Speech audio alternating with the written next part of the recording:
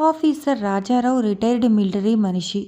కన్నీళ్లు, నిట్టూర్పులు జాలిగా పెట్టిన ముఖాలు ఆయన్ని కరిగించవని చిదంబరానికి అర్థమైంది. క్రిందటి నెలలో విజయవాడ నుంచి వచ్చిన పార్టీ దగ్గర వాళ్ళ లోన్ తప్పక శాంక్షన్ చేయిస్తానని డబ్బు తీసుకున్నప్పుడే అతనికి ఈ ఉద్యోగం పోతుందేమోననే అనుమానం వేసింది.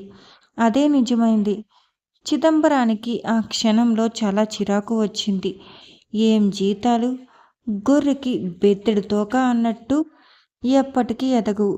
ఏ 4 ఏళ్లకో ఏ స్ట్రైకులో చేయక 10 రూపాయలు పెరిగితే బజార్లో ధరలు రెట్టింపు అవుతాయి. ఎన్ని సంవత్సరాలు గడిచినా మార్పు ఉండదు. సంసారాలు పెద్దవవుతాయి.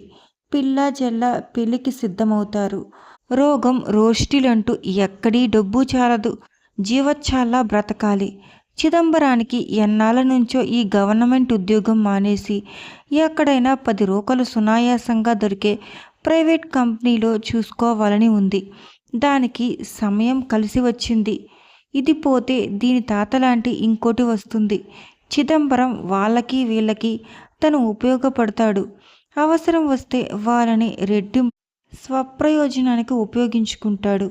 జీవితంలో ఈ ఇచ్చిపుచ్చుకోవటాలు లేకపోతే మనిషి బ్రతకటం చాలా కష్టమని అతని నమ్మకం. కొద్దిసేపటికి ఆఫీసర్ గారి గదిలోంచి రాజీనామా కాగితం తప్పనిసరిగా సమర్పించి దుమదుమలాడుతున్న ముఖంతో యువతలకి వచ్చాడు.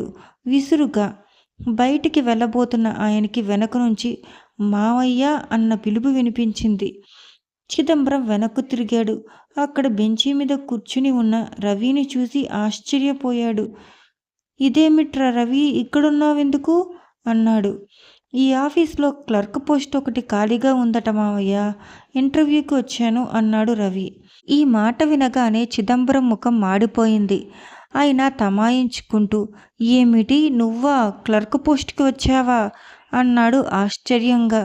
ఏం చేయను మావయ్య, ఇంటి పరిస్థితులు అలా ఉన్నాయి. అవుననుకో, కానీ కర్మకాలి ఈ ఆఫీస్లో వచ్చిందా నీకు ఇంటర్వ్యూ? లాభం లేదురా అబ్బాయిలే, పోదాం. ఏం, ఎందుకని? ఈ ఆఫీస్లో ఆఫీసరున్నాడే ఒట్టి కర్కోటకుడు. అలాంటి వాడిని ఎక్కడా చూడం. నీలాంటి కుర్రాళ్ళు ఎంతోమంది ఇటు వస్తున్నారు అటు పోతున్నారు.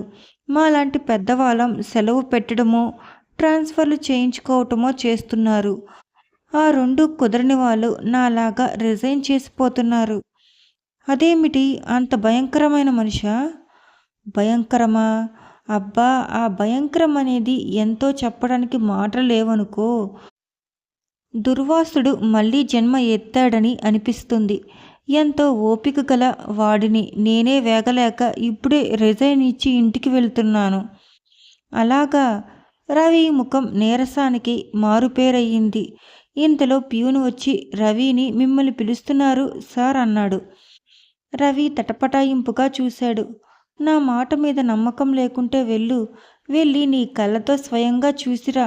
నాకేం, ఒక్కరోజులో నువ్వు ఆయన్ని కొట్టటమో ఆయన నిన్ను మెడపెట్టి గెంటటమో జరగకపోతే నా చెవి కోయించుకుంటాను. నీకసలే నిలువెల్ల అభిమానం. ఆయన ఒట్టి తొందరపాటు మనిషి.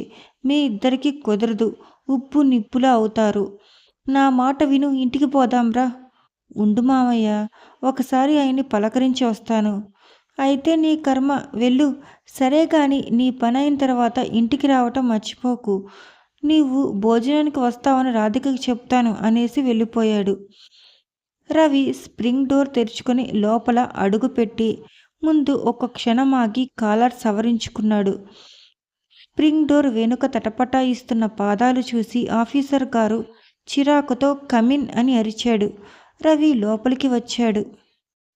కుర్చీలో కూర్చుని ఉన్న ఆయన గుమ్మం దాటి లోపల అడుగుపెట్టిన రవి ఇద్దరు ఒకరిని ఒకరు క్షణం సేపు చూపులతోనే కురుచుకున్నారు. You are mister Ravikumar? ఆయన చూపులు అతన్ని నఖశిఖ పర్యంతం పరీక్షించినాయి.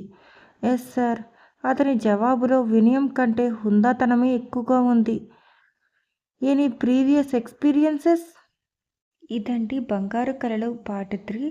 మీకు ఈ కథ నచ్చి ఉంటే దయచేసి మీ అభిప్రాయాలను కమెంట్ రూపంలో తెలియజేయండి. మర్చిపోకుండా మా ఛానల్ను లైక్ చేసి, షేర్ చేసి, సబ్స్క్రైబ్ చేయండి. పార్ట్ 4 రేపు వస్తుంది. మళ్ళీ కలుద్దాం. మీ విలువైన సమయం కోసం ధన్యవాదాలు.